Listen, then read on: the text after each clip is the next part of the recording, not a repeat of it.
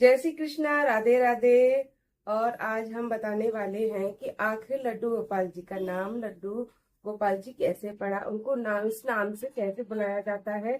आखिर मेरे जो लड्डू गोपाल जी है उनके हाथ में ये लड्डू आप देख सकते हो। ये किस कारण लड्डू गोपाल जी के हाथ में लड्डू है और किस कारण ये लड्डू गोपाल जी नाम इनको मिला। तो मेरे लड्डू गोपाल जी को अगर वीडियो पसंद आए तो प्लीज लाइक शेयर कमेंट जरूर कर देना। बेल आइकन को जरूर प्रेस कर लेना जिससे कि मैं कोई भी वीडियो अपलोड करूँ तो आपके पास नोटिफिकेशन पहुंच जाए। तो ये मेरे लड्डू गोपाल जी, इनको राधे राधे जरूर लिखना और वीडियो पूरा देखना, जिससे कि आप लोगों को भी पता चलेगा कि आखिर लड्डू गोपाल जी का नाम लड्डू गोपाल जी कैसे पड़ा। तो आज हर घर में लड्डू गोपाल जी की सेवा की जाती है और नियम से उनकी पूजा पाठ भी किया जाता है, उनकी सेवा की जाती है। और जिस घर में लड्डू गोपाल जी रहते हैं उस घर में सुख शांति हमेशा बनी रहती है। पौराणिक कथा के अनुसार भगवान श्री कृष्ण के परम भक्त कुमना दास थे, जिनके एक पुत्र थे रघुनंदन।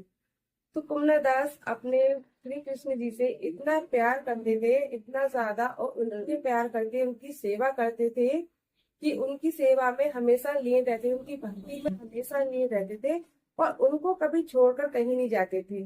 तो एक दिन क्या हुआ, वृंदावन धाम से उनको एक कथा का न्योता आया। तो उन्होंने सोचा, पहले तो उन्होंने मना कर दिया था कि मैं अगर चला गया तो मेरे भगवान श्री कृष्ण को भोग कौन लगाएगा या उनकी सेवा कौन करेगा। तो उन्होंने मना कर दिया। फिर उन्होंने कुछ लोगों को जोर देते हुए बोला, जबरदस्ती की कि आना है पुरोहित जी, आपको आना है पुरोहित जी। तो मना नहीं कर पाए, फिर उन्होंने हाँ बोल दिया। फिर उन्होंने सोचा कि अपने बेटे से बोल देता हूँ। तो उन्होंने बोला कि रघुनंदन, मैंने खाना बना दिया है, तुम भगवान जी का भोग लगा देना। तो उन्होंने कह दिया, ठीक है पिताजी, मैं भोग लगा दूंगा। तो हमारे वो पुरोहित जी थे, तो कुमोदास, वो चले जाते हैं।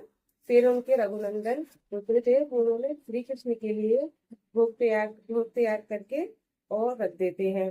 तो उनको, हमारे जो रघुनंदन थे बहुत ज्यादा भोले भाले से थे, एक बालक थे। तो उन्होंने कहा कि क्या कहते हैं, और उनको तो पता ही नहीं था कि हम भगवान श्री कृष्ण को भोग अपने हाथों से लगाते हैं। उनको ये पता था कि भगवान श्री कृष्ण आएंगे और वो भोग लगाएंगे। तो उन्होंने क्या कहा, उन्होंने वो थाली सजा करके सामने भगवान की भोजन रख दिया और वो कहने लगे कि हे श्री कृष्ण भगवान, आ जाओ भोग लगा लो। हे श्री कृष्ण भगवान, आ जाओ भोग लगा लो। अब भगवान को तो खुद से लगाना पड़ता था, हम उनको भोग लगाते हैं ना लड्डू गोपाल जी, भगवान जी को ऐसे भोग लगाते हैं। पर हमारे रघुनंदन को तो पता ही नहीं था कि भोग उनको, वो हम ही लगाते हैं। उन्हें उन्हें ये लगा था कि वो आएंगे और भोग लगाएंगे। तो यही सोच, फिर उन्होंने बोला, अगर क्या कहते हैं, अगर मैंने इनको भोग नहीं लगाया, अगर इन्होंने खाना नहीं खाया, पिताजी आकर बहुत गुस्सा करेंगे मुझ पर। और फिर वो ऐसे हट करने लग जाते हैं भगवान जी से कि आ जाइए भोग लगा दे, अगर आप भोग नहीं लगाओगे तो मैं यहीं पे रो रो के बहुत अपना दम तोड़ दूंगा। और अपना सर पटक पटक के वो रोने लगा, बहुत बुरी तरह से रो रहा था। तो भगवान श्री कृष्ण को और उस पर दया आ गई रघुनंदन पर। तो एक बालक रूप में आए श्री कृष्ण, जैसे हमारे ये लड्डू गोपाल जी हैं, हमारे गोपाल, एक छोटा सा बच्चा बनकर हमारे हमारे मतलब उनके पास आए। और उन्होंने जैसे ही हाथों में लिया, अपने आप से खाना खाने लग, भोजन करने लगे थे वो। तो शाम को उनके जब पिताजी आए, तुमने दास आए, उन्होंने बोला कि रघुनंदन, लाओ भगवान जी का भोग मुझे दे दो। तो उन्होंने कहा कि भगवान जी ने तो भोजन कर लिया। उन्होंने बोला कि शायद ये भूखा होगा बालक, इसलिए इसने भोजन खा लिया है, इसलिए बोल रहा है। फिर दूसरे दिन भी ऐसा ही होता है, दूसरे दिन भगवान को भोग लगाते हैं। तो रघुनंदन को अब भगवान जी को कहते हैं, भगवान जी आते हैं और भोग खा लेते हैं।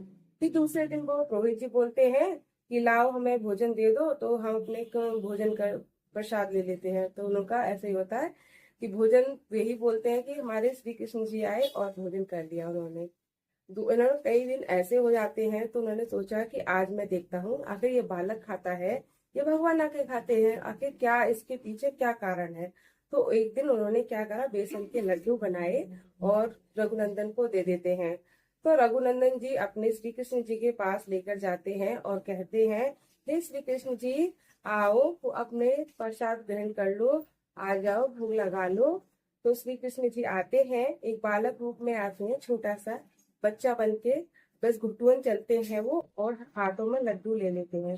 तो उनके दोनों हाथों में लड्डू होते हैं। वो बच्चे उठाते हैं ना इस तरीके से, दोनों हाथ लड्डू दे देंगे उनको, तो दोनों हाथों से बच्चे हाथों में लड्डू पकड़ लेते हैं। तो ऐसे ही हमारे गोपाल जी ने भी, लड्डू गोपाल जी ने बच्चे रूप में आकर के और उन्होंने हाथ में लड्डू पकड़ लिए। तो पीछे से पुरोहित जी देखते हैं चुपके से, आखिर इसकी लीला क्या थी, मतलब क्या लीला है क्या नहीं है।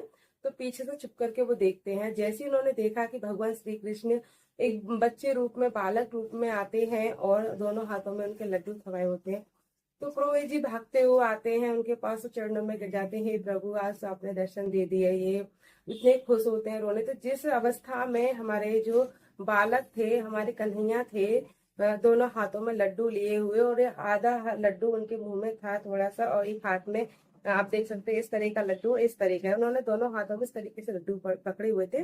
तो जिस अवस्था में हमारे लड्डू गोपाल जी के हाथ में ये लड्डू थे दोनों, उसी अवस्था में हमारे लड्डू गोपाल जी एक पत्थर की मूर्त बन जाते हैं। तो उस दिन से इनका नाम पड़ता है लड्डू गोपाल जी। तो आप लोगों को ये कहानी कैसी लगी? अच्छी लगी हो तो प्लीज लाइक शेयर कमेंट जरूर कर देना। अब तो आप लोगों को पता चल गया होगा कि हमारे लड्डू गोपाल जी का नाम लड्डू गोपाल क्यों रखा गया था। अगर आप लोगों को ये वीडियो पसंद आई हो तो प्लीज लाइक शेयर कमेंट जरूर कर देना, और कमेंट में जय श्री राधे जरूर लिखना। जय श्री राधे। राधे राधे बोलो लड्डू। राधे राधे राधे राधे राधे। राधे राधे बोलो।